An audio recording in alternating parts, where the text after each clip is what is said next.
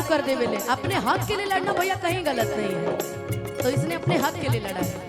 इसलिए भी मैं इसको हमके लगल की बजैबा हे दुख भंजन, तो तुम अपने हक के लिए लड़ते हो, इसलिए मैं तुम्हें हमेशा मानती हूँ।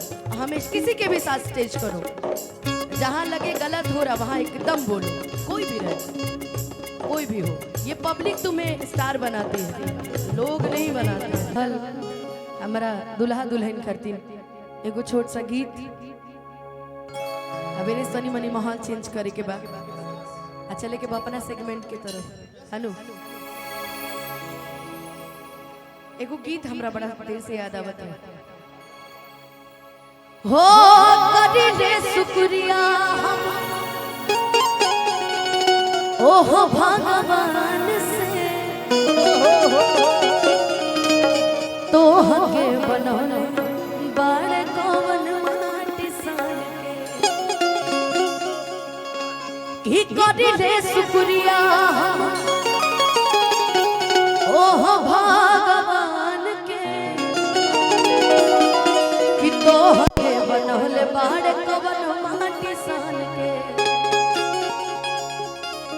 कि चेहरा चमके हवा परियन के रंग। हमारा जीत भैया कि चेहरा चमके नूरानी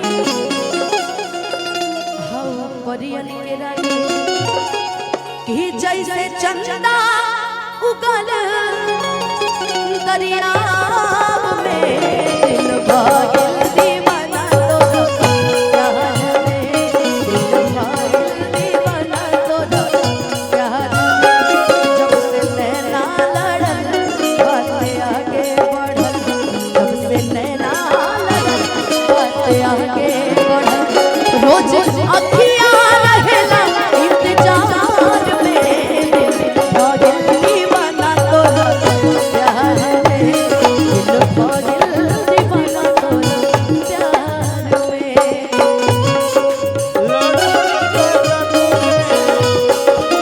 हेलो तनी अरे गोरखपुर वाली, हेलो गोरखपुर वाली आओ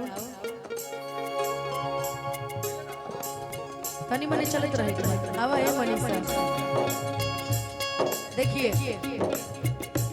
भले माइक में कुछ वो बोलो, मेन वोकल टैलेंट तो भी नु मेन वोकल दुनिया टैलेंट पे चलेला, बोलबाजी से ना चलेला।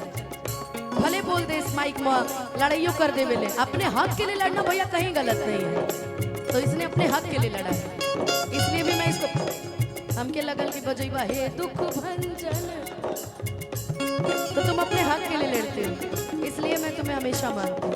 हमेशा किसी के भी साथ स्टेज करो, जहाँ लगे गलत हो रहा वहाँ एकदम बोलो, कोई भी रहे, कोई भी हो। ये पब्लिक तुम्हें स्टार बनाती है, लोग नहीं बनाते हैं, तो तुम पब्लिक के लिए हो, ठीक है। अपने पे मेहनत करना, उदास नहीं रहना, एकदम परफॉर्मेंस करना है।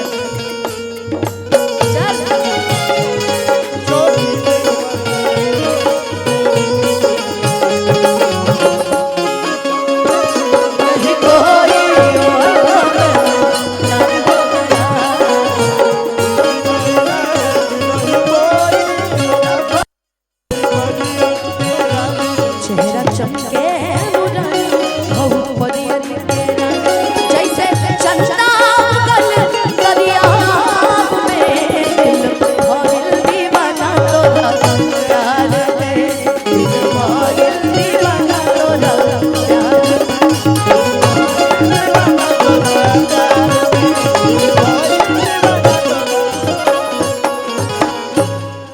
के दिल भागल दीवाना